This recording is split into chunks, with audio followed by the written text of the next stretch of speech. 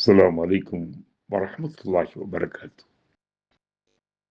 அளவற்ற அருளாளனும் நிகரற்ற அன்புடையவனுமாகிய எல்லா வல்ல ஏக இறைவன் அல்லாஹுவின் தூய திருப்பெயரால் தொடக்கம் செய்கிறேன்.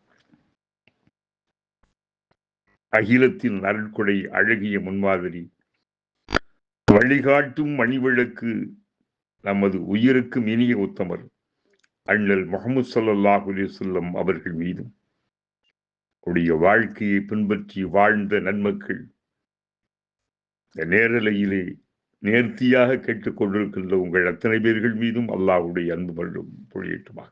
என் மிகுந்தோரே, அண்ணல் நபிகளார் உலகத்தின் அற்புதமான வெளிச்சம்,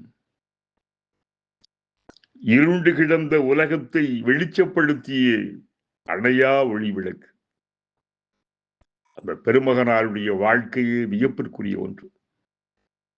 ஒரு எளிய வாழ்க்கையை தொடங்கி அவர்கள் எளிமையாகவே வாழ்ந்து ஒரு மகத்தான மாபெரும் உலக வரலாற்றில் இடம்பெறத்தக்க முதன்மை இடம்பெற தகுந்திட்ட ஒரு அற்புதமான வாழ்வியலை மனித குலத்திற்கு சமர்ப்பித்தார்கள்.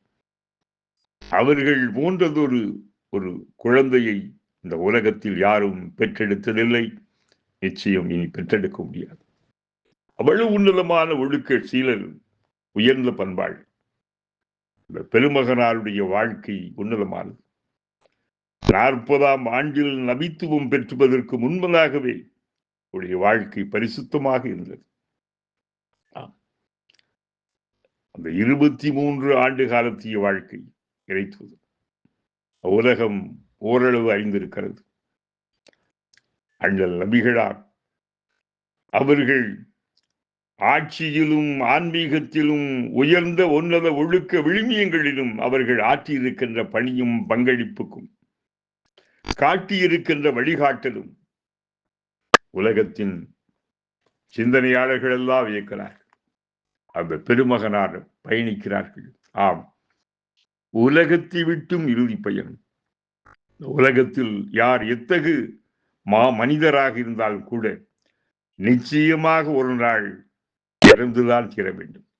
குல்லு நஃப்ஸின் லாயிகத்துல் மௌத். ஒவ்வொரு ஜீவனும் ஒவ்வொரு உயிரும் நிச்சயமாக மரணத்தை சுவைத்தே தீரும்.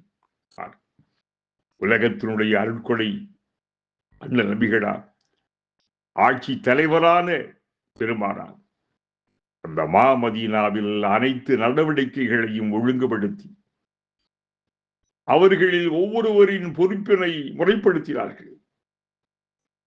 யமாமாவை சார்ந்த முசைலமாவும்,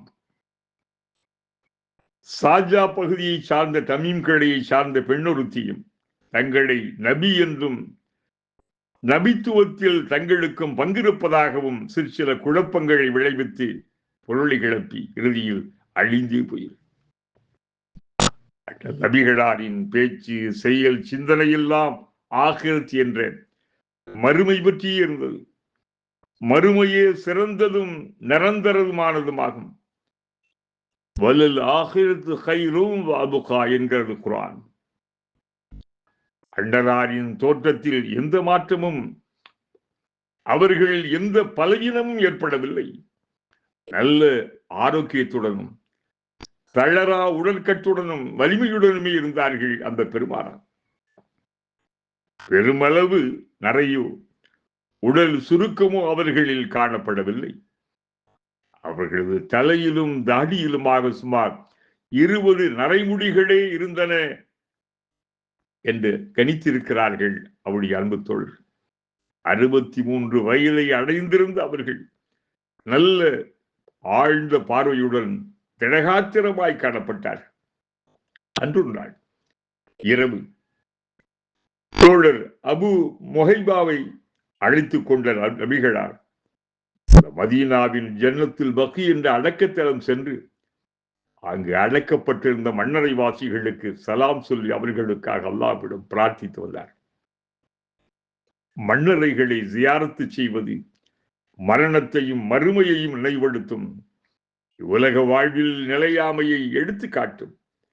அவ்வாறே உஹுது மலை அடிவாரம் சென்ற அன்றெல்லாம் அங்கு அடக்கப்பட்டிருந்த வீர தியாகிகளாம் ஷுஹாதாக்களுக்காக சலாம் கூறி உருக்கமாக பிரார்த்தித்து வந்தார். பெருமானாரின் ஒவ்வொரு செயலும் உலகம் உறவுகளில் இருந்து ஒதுங்குவது போல் விடைபெறுவது போல் இருந்தது. இயல்பாக இறை தூதரிடம் காணப்படும் அன்பு, அமைதி, அடக்கம், இனிமை, கனிவு, மென்மை இப்போது அவர்களும் அதிகம் அதிகம் காணப்பட்டு இறுதி பணிகளை விரைந்து செய்து கொண்டிருந்தார்கள். உலகில் எவருக்கும் வழங்காத ஒரு அரிய வாய்ப்பை அல்லாஹ்வுக்கு அல்லாஹ் வழங்கினார்.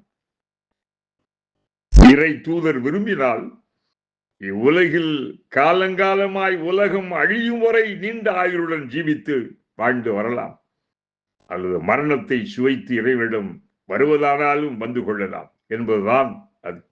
ஆனால் கண்டதாரோ உயர்ந்த தோழனாக இறைவனிடம் சென்று விடுவதையே தெரிவு செய்தார்கள். ரஃபீகுல் அலா, யா ரஃபீகுல் அலா, இதனை அவர்களே கூறினார்கள்.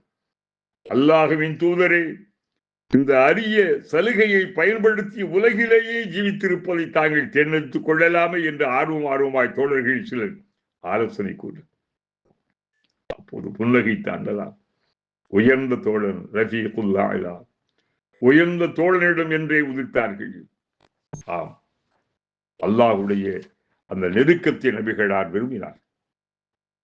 தோழர் ஒருவரின் மரண அடக்கத்தில் பங்கேற்றுவிட்டு திரும்பி வந்து கொண்டிருந்த தூதர் நபிகளாருக்கு திடீரென உடல் நல குறைவு ஏற்பட்டது. உஷ்ணத்தால் உடல் கொதித்தது. கடுமையான தலைவலியும் பெரும்பாடுபடுத்தியது. தாங்க முடியாமல் பெருமானால் துடித்தார்கள். முரட்டு துணியை தலையில் இறுக்கமாக கட்டினார்கள். அதற்கு மேலும் தலைவலி தனியாது இடித்துக் கொண்டிருந்தது.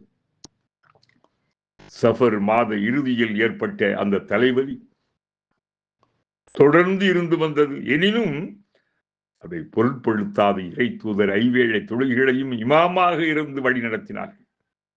மிகவும் தளர்ந்த பலவீன நிலையிலும் தோழர்கள் இருவரின் தோள்களில் இரு கைகளை போட்டவர்களாக பாதங்கள் தரையில் பரவிட தொழ வந்தார்கள். நோய் குறைவதாக தெரியவில்லை, காய்ச்சல் தணிந்ததாகவில்லை. பல கிணறுகளில் இருந்து தண்ணீர் கொண்டு வந்து என் மீது ஊற்றுங்கள் என்று இறை தூதர் சொன்னார்கள். அவ்வாறு செய்யப்பட்ட போது காய்ச்சல் தணிந்து சுடல் அந்த உடலுடைய சூடு அடங்கியது. அக்கணமே அண்ணலார் மஸ்ஜித் நபவிக்கு வந்து மக்களிடம் உரையாற்றினார். மக்களே, உண்மையான உரை இறைவனாம் அல்லாஹ்வுக்கு இணையாக பொய்மை கடவுள் சிலைகளை நீங்கள் ஏற்படுத்திக் கொள்வீர்களோ என்று நான் அஞ்சவில்லை. ஆனால் உலகியல் காரியங்களில் பணம், பதவி, பட்டம், புகழ், செல்வாக்கிற்காக ஒருவர் மீது ஒருவர் பொறாமை கொண்டு போட்டி போட்டு அடித்துக் கொண்டு பிளந்து பிரிந்து போவீர்களோ, உள்ளார்ந்த ஒற்றுமை உங்களில் இல்லாமல் போய்விடுமோ என்றுதான் நான் அஞ்சுகிறேன். வேதக்காரர்களான யூதர்களையும் கிறித்தவர்களையும் அல்லாஹ் சபிப்பாராக. அவர்கள் தங்களிடம் வந்த இறைவனின் தூதர்களை இறை மகன்களாக ஆக்கிக் கொண்டனர். அவர்களின் அடக்க தலங்களை வணக்க வழிபாடுகள் செய்யும் இடங்களாகவும் ஆக்கிக் கொண்டார்கள். விழா கொண்டாடும் தலங்களாகவும் ஆக்கிக் கொண்டார்கள். தோழர்களே, இறை தூதரும் மரியமின் மைந்தருமான ஈசாவை கிறிஸ்தவர்கள் எல்லை மீறி புகழ்ந்து தேவகுமாரனாக ஆக்கிக் கொண்டது போல என்னை அளவு கடந்து புகழ்ந்து மேலேற்றி விடாதீர்கள். நிச்சயமாக நான் அல்லாஹ்வின் அடிமையாகவும் அவனது தூதராகவும் இருக்கிறேன். நான் அறிந்தோ அறியாமலோ தெரிந்தோ தெரியாமலோ உங்களில் யாருக்கேனும் தவறு செய்திருந்தால், மனதை புண்படுத்தி இருந்தால், உரிமையை பறித்திருந்தால், இப்போதே இங்கேயே அதற்கான பரிகாரத்தை பழியை தீர்த்துக் கொள்ளுங்கள்.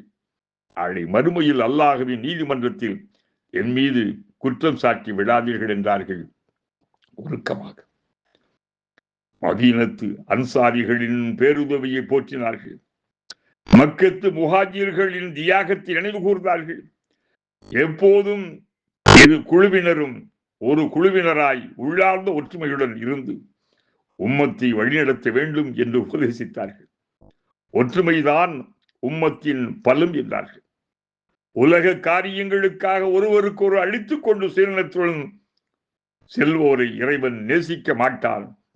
அவர்களை அருண் கண் கொண்டு நோக்க மாட்டான், மறுமையில் ஏறிட்டும் பார்க்க மாட்டான் என்று நபிகளார் எச்சரித்தார். இனிய பண்பார்களே, நாம் தொடருவோம். இறுதி தூதரின் இறுதி நாட்கள். ரப்புல் ஆலமீன் அந்த பெருந்தகை மீது அன்பு கொண்டு அதிகம் சலவாத்துகளை ஒழிந்து உடைய வாழ்வையும் வாக்கையும் பின்பற்றி வாழ்கின்ற பாக்கியத்தை அல்லாஹ் நம் அனைவருக்கு வழங்குவாராக. வாஹிர் தஅவானா அல்ஹம்துலில்லாஹி ரப்பில் ஆலமீன். அஸ்ஸலாமு அலைக்கும் வரஹ்மத்துல்லாஹி வபரகாத்துஹு.